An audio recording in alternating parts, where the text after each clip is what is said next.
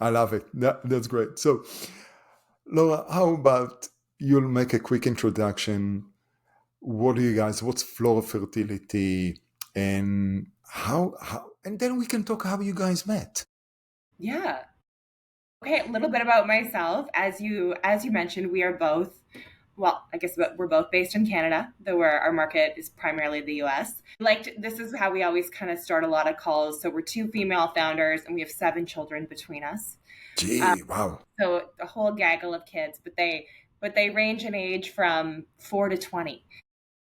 And so we're, pretty much the same age, but you never know what your life path is going to be. So my path, I'm in a smaller city in Canada, Winnipeg. We're actually leading in the NHL right now, but Winnipeg's an anomaly for tech founders.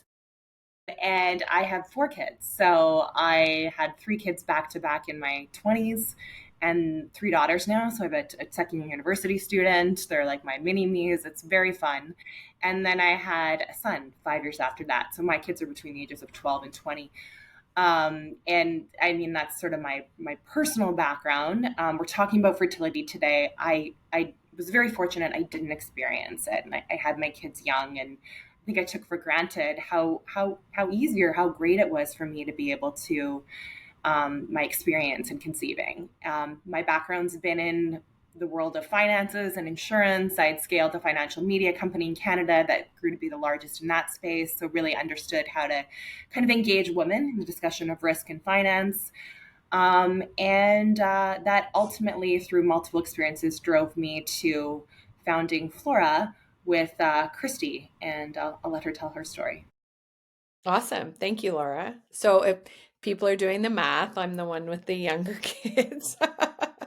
I have 3 kids who are 11, 8, and 4.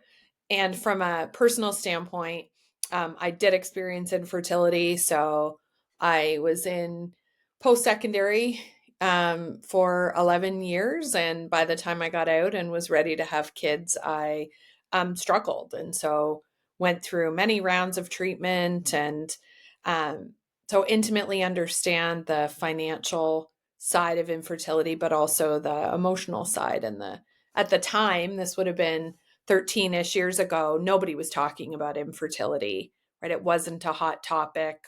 I was going through it, had nobody to talk to, and it cost a lot of money, which it still does. So It still does, yeah. still does. So things have changed in a sense that Gen Z and elder millennials are really more concerned about fertility. They're talking about it and they're trying to prepare for it. So I'm sure we'll get to the business model of Flora, but just that's my personal why around building this company. I was introduced to Laura through a common connection at a reinsurance company, and he knew we were both thinking about this problem from different angles, and we were. And so about 2 years ago, we started this together. Briefly, my background is different than Laura's, but complementary. I come from a science academic background. I'm a full professor of rehab medicine. I've been doing women's health research for 20 plus years and built and exited a company in InsurTech that was in risk analytics on the life side. Spent a bunch of time at Stanford as a professor there, built a lab there. And so, really, Flora is, for me, blending my interest and expertise in healthcare, women's health, and InsurTech. And it really truly is, when you talk about the intersection of insurance and healthcare, that's really, where we are. MD, PhD, any PhD, specific PhD? PhD in rehab medicine, mostly What? like Mhm. rehab stuff, exercise physiology, but I've always been doing stuff in wearable devices and new data sources, analytics, that kind of thing, predictive modeling. It's kind of where we are living, and that's the future. Because, listen, at the end of the day, we need data, and we need the devices in order to record that data. And the more accurate Mm-hmm. they are, it's better for us because now we can actually have a better understanding of what's going on. Okay, Exactly. putting that aside, we have the background, we have the expertise. I think now there is all the Twitter about credentiality and experts in the podosphere, needless to say. that's not in this podcast. That's not the case in terms of making noise and how you call it, grabbing for the money. This is more about educational and entertainment and talking about specific about businesses and not God knows geopolitics. So we have two experts coming from two different sections, finance and then the actual professional or that expert. A friend, and you guys together. So what is Flora Fertility? Go, Laura. I'll start with it. Yeah. So we were connected a couple of years ago and started mulling around this insurance model around fertility. So we were starting to see that, okay, one, it's huge momentum in the fertility space. We're seeing so much roll-ups of clinics from private equity. We're also seeing venture dollars going to the space, and it's needed. But on the how do we fund fertility treatment? Because it's for many families, couples, women, it can be $50,000 or more in out-of-pocket expenses. And so for some it's less, for some it's 10, 20, for some it's 50, for some it's 100. Even if you're a high income earner, you don't typically have that available, or if you do, you need it after baby arrives. And so we looked at ways to how do we fund this through an insurance model. And so the existing options that we saw in the market were either loans and financing, better than a credit card, but you're still paying for everything, or group benefits through Fortune 500 companies, which are terrific if you work for a big bank or a Google, but most people don't. And so we've created the first individually owned fertility insurance policy. So this is private coverage that you own and control. It's in your name, and it protects your future fertility risks so that you have up to $50,000 of benefits available to you if you need to go through fertility treatment. Okay, so I assume there are all kinds of limitations. Is it only women? Does it include men? A certain age? Do you require any medical tests in advance? How does it work? Yeah, so right now, and this is the version 1, V1 of this, if you will, is women only between the ages of 20 and 34 who have no known infertility. And what they go through to get a quote is our online application. So it's a combination of your age, a little bit of medical history, some lifestyle questions. We are not requiring any kind of medical testing, blood tests, or any of that at the outset. So you essentially answer a questionnaire and then you receive your quote, and then you're paying low monthly premiums. And that part's really important to us because a big part of our mission is accessibility of treatment. So enabling women to A, understand their risk, but then B, be able to afford these premiums. And in the event that they need care, we're there to pay for it. So that's the process. And I should know you can use it up to age 45. So that's to apply for a policy, you have to be between the ages of 20 to 34. The risk models are based on that, but you can use the coverage up to age 45.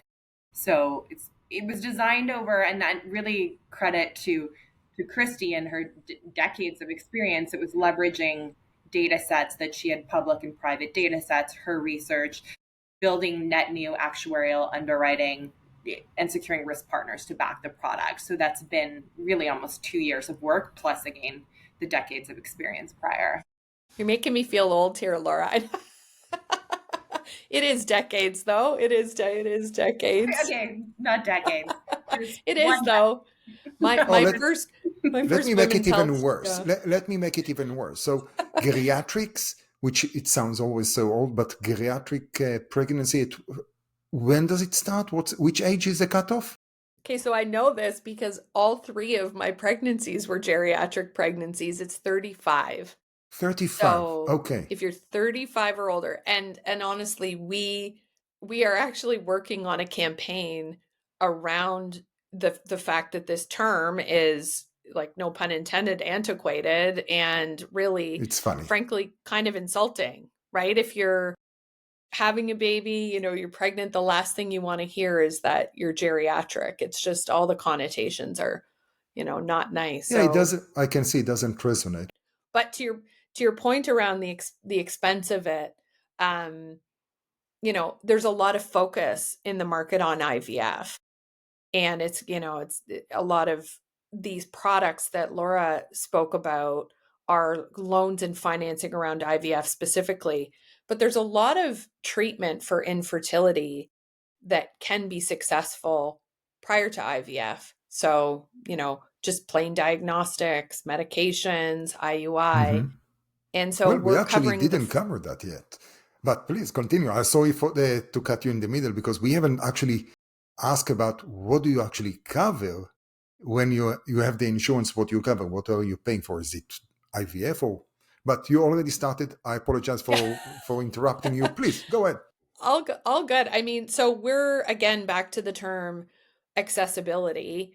As mentioned, lots of things are focusing on IVF, but if you look at the statistics of the 1 in 6 who end up needing fertility treatment, only about 10% end up needing IVF. And so there's this whole spectrum of women who could get pregnant in other ways. And so that we are covering all of those things. So from your first consultation with a fertility specialist through diagnostics, medications, IUI, and then IVF. So we want to be able to cover that full spectrum for women.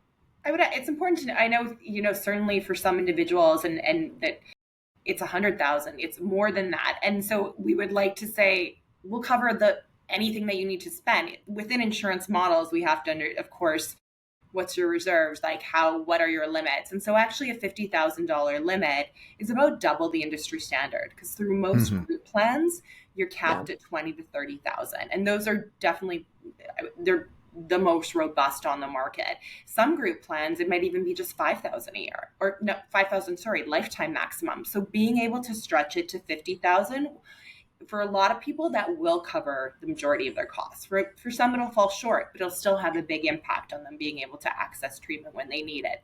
So that's our starting point.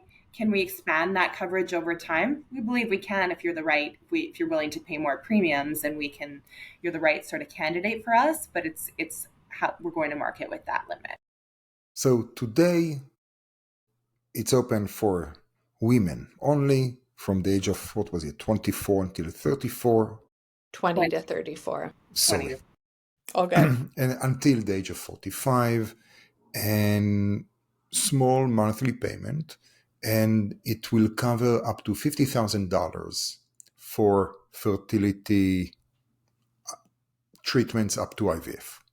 Medically prescribed treatments. Medically, of course. Well, yeah. What would not be non-subscribed treatments? Alternative treatments, if you were wanting to take alternative sort of like acupuncture, massage, ancillary stuff. They have to have ICD. Okay. I just wonder how massage can help you, but different. Okay. We could go down the rabbit hole of that. But one of the biggest predictors of infertility, but also success, is stress. And so elevated stress hormones. And so actually many fertility specialists will recommend that you do stress reducing things, including massage. Acupuncture is also one of those, meditation, that kind of thing. So that's super helpful. Okay, great. So how is it going so far? When did you guys launch the company? Well, we are launching in the next 60 days. So this is not yet in the next 60 days. It has been, the development so we worked closely with InsurTech New York. They've been a great partner to us, and then built out sort of the team, the actuarial, the underwriting. The biggest challenge for any new insurance model is getting your risk partners to back the product, and that can take years or not happen at all. So for us, that happened in just over a year. We secured our fronting carrier and our reinsurance panel to back future claims. And that allows us to bring the product to market. So it'll launch pretty much nationwide in the US within the next 60 days. We're just going through the final build of the tech stack and the regulatory, and have had a lot of interest from a lot of press coverage already around it, even celebrity interest, a lot of venture capital interest as well, because it's really kind of net new model in the space and redefining how we look at insurance and fertility insurance. So let me rephrase the original question from when did you launch? It's like, when did you meet? How long have you been working on this? And is the product, well, is that going to be a benefit, admitted, non-admitted product? Where are you launching in 60 days? So the history of the company, Laura and I met at the tail end of the pandemic. The company itself is just under 2 years old. So we got to work right away, securing those risk partners. And then we're going to market as a specialty P&C product. Okay.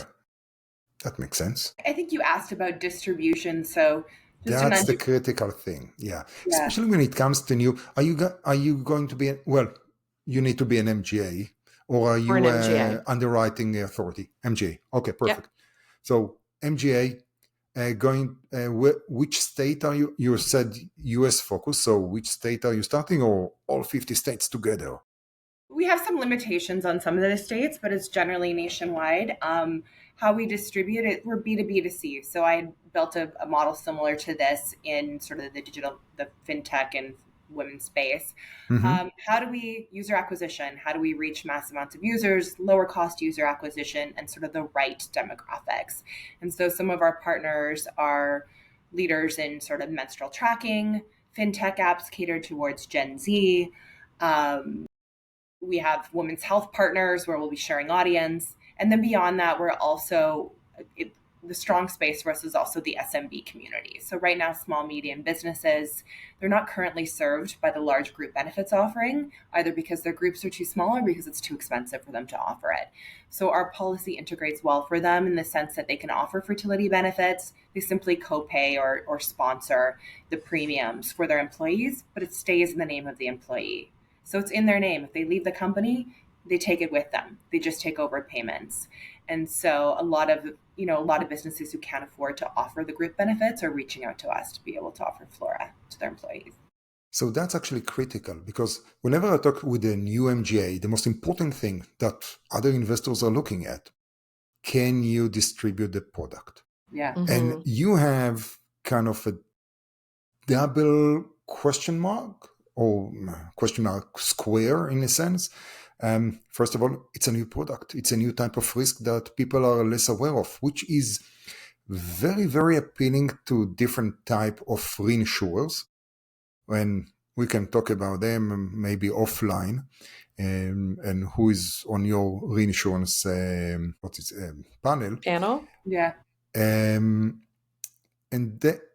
then of course, the most important part, the other element is, can you sell the product? Mm-hmm. And even if it's let's call it a plain vanilla insurance, car insurance, whatever, can you sell it? Do you have the distribution channel to do that? Because it's super critical nowadays, because it's great, I have a product. And I see a lot of, even not in insurance, we have early stage startups who's like, oh my God, here is a problem. Here is a great solution, which is way better, because there are a lot of people, here is a solution, now let me find a problem.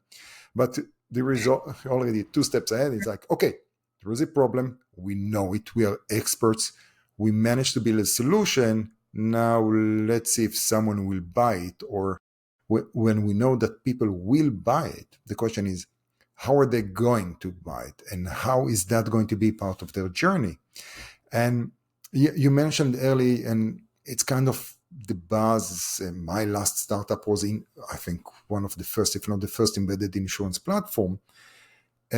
Those challenges were there. That how do you embed, and what's the question of embedding it? And do we take, and kind of my pushback with all kinds of carriers, but like, we have the customer journey. It's like, yeah, but the customer doesn't care about your journey. They have their own journey. Yeah. It's their life. Now, how do you enter the customer journey? How did they even learn or think about it? So actually, if you think about the 20 years old or the younger population that you mentioned, what's your approach? How are you going to reach your target audience? And I know that you already mentioned it a little bit. I can sort of start with that. Maybe you can touch on the research, Christy. But when we talk about, there's different ways we target. When we break up women ages 20 to 34, there's kind of three buckets in there. So when we're talking about 20 or even 18, if we extend to let's say mid 20s, you know who's mostly going to buy that? The parents. So I have a 20-year-old daughter. For $15 a month, you can bet that I'm going to insure her future fertility risk because I'm already paying for her college education. I'm paying probably for a down payment on her home in many cases is that second big expense for parents, and fertility is a third one. So right away, I'll get her a policy. Her risk is very low to us at Flora, but as a parent, it's super cost effective. I lock in that premium at a young age. It's only adjusted for inflation, not for age. So $15, $20 a month. And from day one, we have women's health partners who are going to engage with her. So she has that community, whether she ends up needing fertility treatment down the road, she's in a community that's focused on her sexual wellness, on her reproductive wellness, on just her general wellness and women's health. So that's that 20 to 25. 25 to 30, and Christy can talk about the research we did, but they're very cognizant of this risk. It's one of the hottest topics that young women talk about is they're fertility aware. They're looking at freezing their eggs. They're very aware that they can't afford a home in their 20s, let alone build a family in their 20s. And then by age 30, they're really aware. I mean, they're starting to get a little worried about this and they're willing to pay higher premiums. So the program is very thoughtfully designed so that your premiums reflect the age at which you come in, but you also have more disposable income at that time. And so, Christy, I don't know if you want to talk about the year of research we did into willingness to pay in. Absolutely. And just real quick to add one thing to that middle segment, to that 25 to 30, that's our real core. Those are women who are likely educated. You know, they have some kind of first job. They're not necessarily even with their partner yet, but they're, as Laura said, they're really starting to think about this. This is a top of mind for Gen Z women right now. And, you know, leading into the research we did, we had an amazing partner, a large women's health app, and they have millions, tens of millions of users, and they queried their user base of women, and women in that younger segment, over 50% of them are already concerned about their future fertility. And 35% came out and said they would be willing to pay out of pocket for this type of product. So there's a market. And if you look at just in our segment in the US alone, there's 35 million women in this segment. So it's not, we hear the word niche thrown around quite a bit.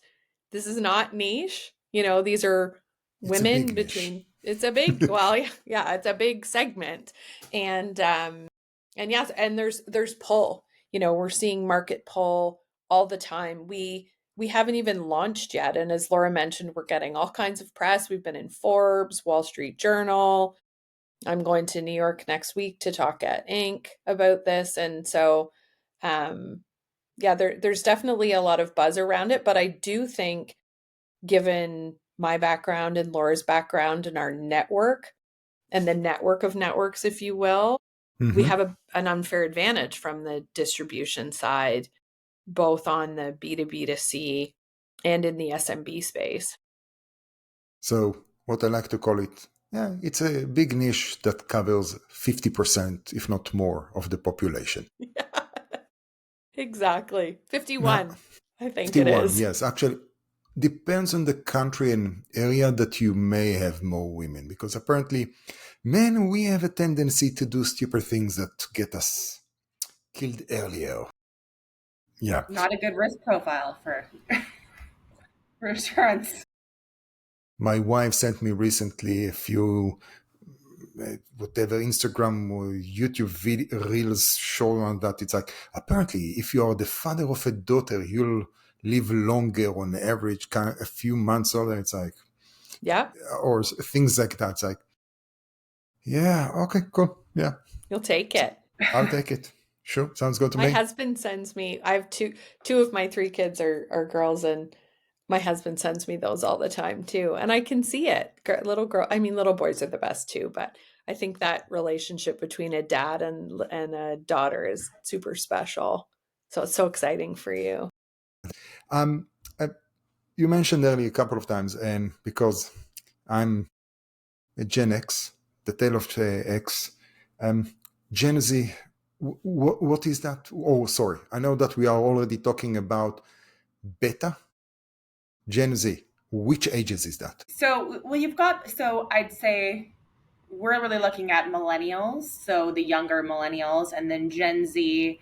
That's a great question. I can't, but Gen Z is really my kids. So I think when I it's look at 18 to like high 20s right now is Gen Z. so my daughters are age 19, almost 20, 19, 17, 16. Those are Gen Z, and So they born inform a after lot of 2000. I'm just going to Google it, you yeah. guys. Okay, go. Let's do that. A really Let's good go to that. question here that we should know. But We know the age I wish we could pull up our. So it was 97 interesting. to 2012. There you go. 97 to 2012. I wish we could pull up the marketing, because marketing is so important. How do we reach this demographic? And so we did a bit of Instagram testing. Not that we plan to, we're working through channel partners, but we did some Instagram testing, different messaging. What does that wait list look like? And in a couple of months, we acquired about 3,000 users to the wait list with no incentive provided at a very low budget. We're talking like $50 a day is what we were spending. And so really interesting to see the demographics that were coming in and the interest. And then when we were developing the branding, and it hasn't quite fully launched on our website yet, we worked with an incredible agency called Dr. And so very, very apropos kind of name. And they pulled our waitlist users, and we said, we need your time. We need you to help shape this product. We had, within a couple hours, about 800 of them responded that they wanted to participate in this. And then we selected a group, and they gave us 5, 6, 7 hours of their time. They were recording video. They were saying, this is the celebrity who I think Flora is. And so it was so meaningful, and it guided the direction that we're going in. And it's really it's insurance, but it's very positive impact. We're not tackling the problem when we feel for you if you're going through fertility treatment right now, absolutely, but we're targeting it at a much earlier stage. So it's a more empowering message about just giving yourself optionality. And it's this whole concept of plus motherhood, and that you'll be so many things in your life, and motherhood's in there. Career, condo, one love, multiple loves, and just live and grow on your own timeline with this fertility insurance. And we even say maybe baby, because you don't know when you're young if you want a baby, but you should have that option, and you should be able to afford it if that's the path you want to go down, and we help you do that. So that brings, and I think I saw that, maybe it was on your website or your LinkedIn page, that it's not a motherhood or career, but motherhood and career. Yeah. It was on your, okay. Yeah. Well, and anything else that you want, like. Yeah, I think we're in a new era, really, where women want all those things. Things have evolved where there are more women than ever working. I think 2023 was the first year ever that more women over 30 than under 30 were having their first child. So women are waiting until later to have babies because they want to do other things. They want to travel, they want to, build a career. I know that was the case for me, where I wanted to get my academic job up and off the ground and be in a stable position before I started having kids. And I think that is definitely happening more and more. And so, as Laura mentioned, we want to help women prepare for that, and then also be able to be financially stable and have the backing of the Flora policy when they're ready. And if they're ready, right? Maybe they'll choose not to have children, but at least if they want to, they can. It's very interesting. As modern society advances, we see kind of a shift of pendulum in all kinds of direction, and you're helping both sides of the pendulum to shift, which is very important, because on one side, and I never thought about it because I wasn't kind of tuned into that. We have all this, I was more aware, given my wife's career and everything, okay, focusing on career, there is a certain trade-off. But then there is the other side, which I became more aware of it now, which kind of make me kind of twist my nose at, which is all the only fan kind of false emancipation in terms of empowerment. And yeah, at this point, I don't know where I'm going with this in terms of, it's just like two sides of freedom and then question of motherhood and where that may take us. No. I most definitely, I was like, started going through a rabbit hole there and decided that it has no bottom that will be beneficial for this conversation. No, absolutely no. Well, I do. I mean, one of the things that you just said, I mean, resonates, which is that we've talked about career a lot and optionality, and that you don't have to have a career either, right? Like if you want to be a mom and stay at home with your kids and or not, like we really just, we are there to support women and men down the road in building a family in whatever way and whatever timeline they want to, which, has been tricky. Yeah. And to be clear, this isn't meant to be like excluding men, and we understand that male infertility is also that's a cause of infertility among couples as well. So our focus is on women as the primary policyholders to start, because we believe they'll buy it at a younger age because they're already starting to think about that, and they bear most of the treatments, which is what we cover.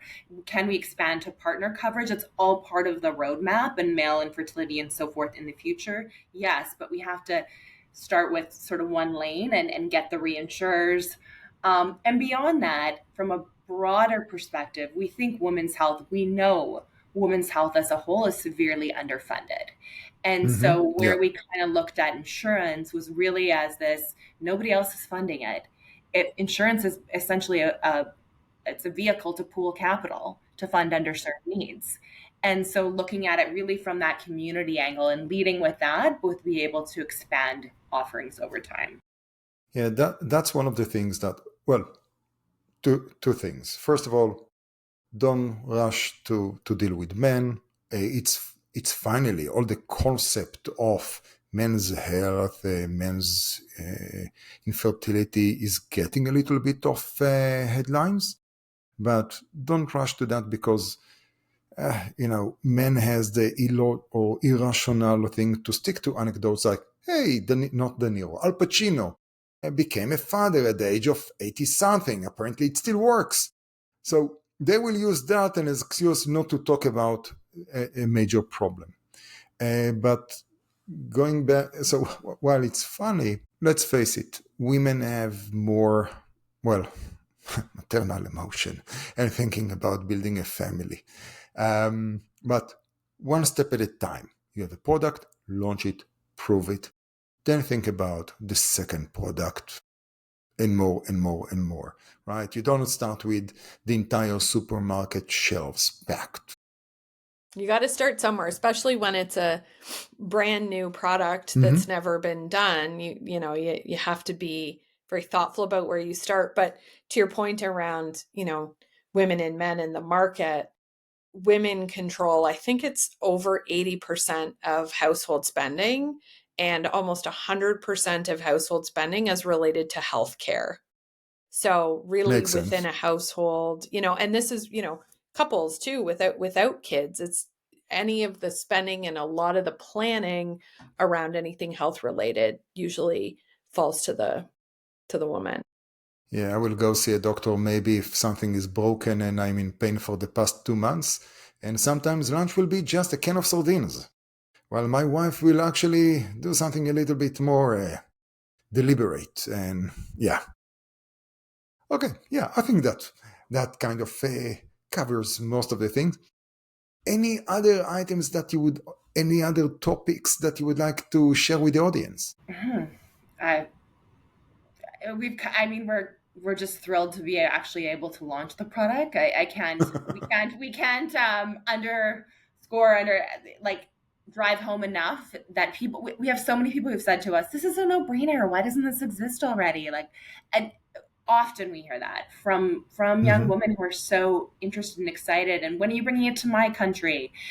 It is so hard to launch a net new insurance product and an MGA model, and all of the regulatory and all of the capacity partners. And it has been an immense amount of work, and beyond that, work and expertise, bringing the right people together. So we think we can have a very strong impact. We think it's a great business model as well. And we're just, again, very excited about bringing it to market soon. So here, I really wanted to jump to the last question, but here is another thing that kind of, I will not call it provocative, but it's part of understanding the forces, the tectonic forces or cultural forces that brought it, that you kind of hinted to that. It's like, when are you bringing it to my country, right? You're in Canada, you're launching it in the US.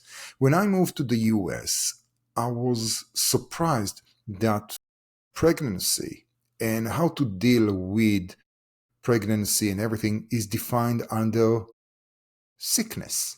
So it falls under a health insurance, and being pregnant, you are actually sick and you get maybe 10 days off and that's it. And that's coming from a country that, you get 3 months paid and you can get then another 3 months not paid, and that will be covered by Social Security, etc. Because it's very, you understand that the first 3 months or 6 months are very critical for the newborn. And also all the system, the health system around the pregnancy. And then, of course, there are things that, let's get to the pregnancy, which is mainly where you're focusing. How do you see the cultural or different, especially working with the employers, well, kind of partially your distribution channel? How is that going to work from a cultural or educational things that you need to overcome? Because in the US, it's still kind of a challenge if someone is pregnant. There is no that bigger thought about I don't know. I have no way to describe it in a nice way.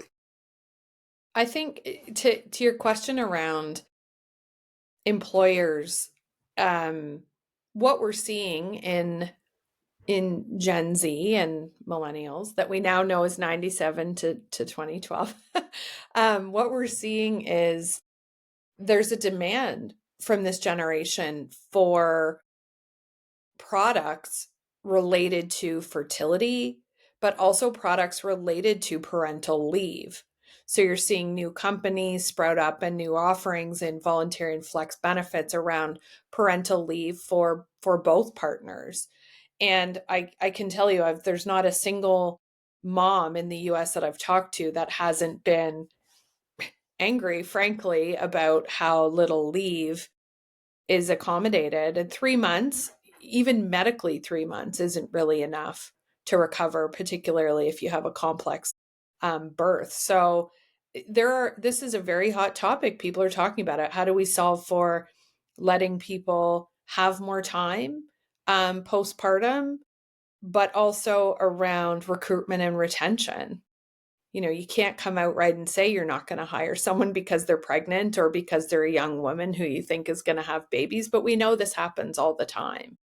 So I'm not saying that's nothing around solutioning, just that I agree with you that it's a hot topic, but I think employers are starting to recognize that if they want to attract and retain the top talent, then they need to be thinking about this.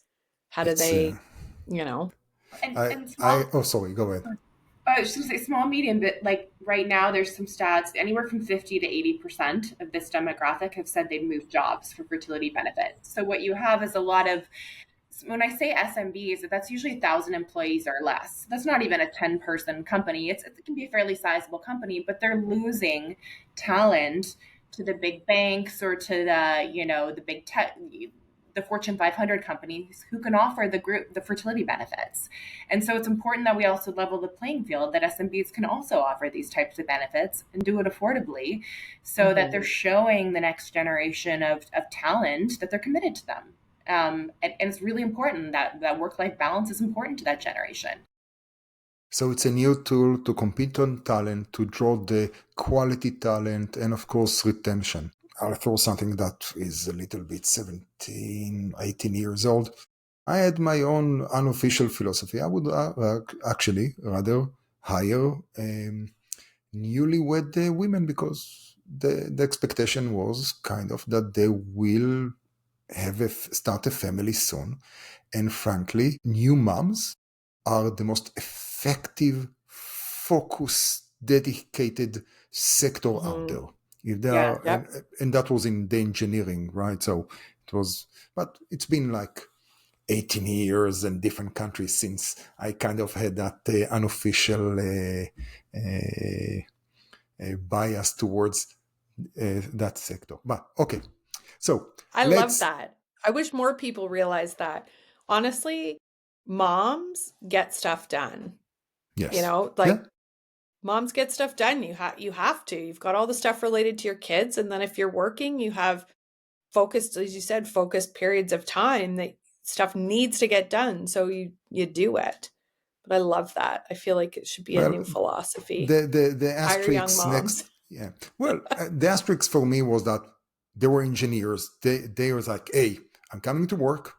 I have grown-ups to talk to, and I can focus. And now I have this. I'm coming in at what was it, 10 until 3, and most likely I will do work better than someone who showed up at 9 and left at 5, 6, 7, 8, because there were so many coffee breaks and let's go and have a smoke, etc., etc. And they're like, I'm in, I'm out.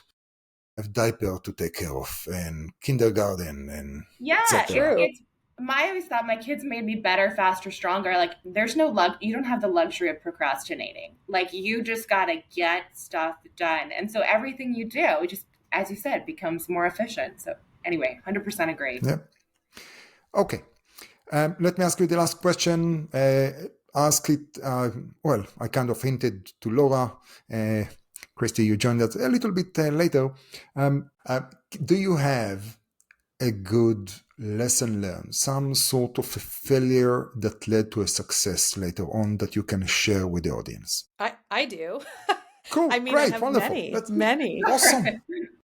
Makes life easier. Thank you for calling me out for being late. No, you were great. You were not late because we started recording. You know, the timer started when we started recording. There we go. There. No one needed to know. Exactly. I would say of many failures, first of all, I think failures are the best way to learn. And I don't think you're ever going to be a successful entrepreneur unless you've had some serious failures. Mine is more on the personal side, which was my first company that I built and did sell, which was great. My work-life balance, I would say, was a failure.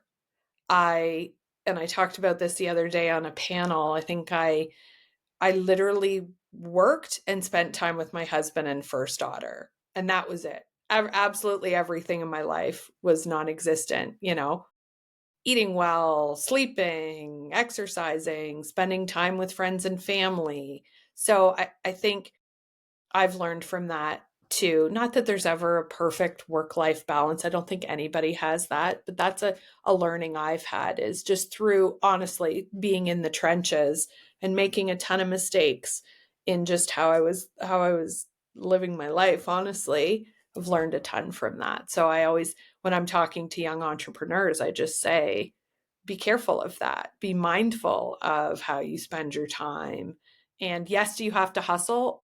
Obviously, Laura and I are obviously still hustling, but there can be balance. So that's mine. If you can share. If you don't, it's fine. I think just really, so I've had different businesses over the years, even as an entrepreneurial person. Like when I was a kid, I'd be building little businesses, right? And so it's always, you get super excited about things and you kind of go down a path. And I think as you have experience building things or working with other founders and seeing, first of all, I would say always invest in a founder who's had failures, because they know how to pivot and pick themselves up from that. But this is more sort of a lesson, I guess, just based on lots of experience in the past. Like, build something that people want. I think that's maybe even Y Combinator's tagline, and that the timing is right. And I know in the past, for some businesses I've had or been involved in, the timing just wasn't right for it. It was maybe a bit too early. There wasn't enough investors willing to invest in the space. And so for us, we spent over a year doing research into talking to VCs, talking to apps and health partners. And then we also wanted to know that there would be capital as we continue to grow this business. So for us, we got an early stage investor, a venture investor who came on board at the big idea stage. And that gave us sort of a little bit of validation that there was going to be market support for this as we built it. And so again, just ideas are great, and I love anybody who actions any item. I love people who go out and build, but make sure the timing is right. Wonderful.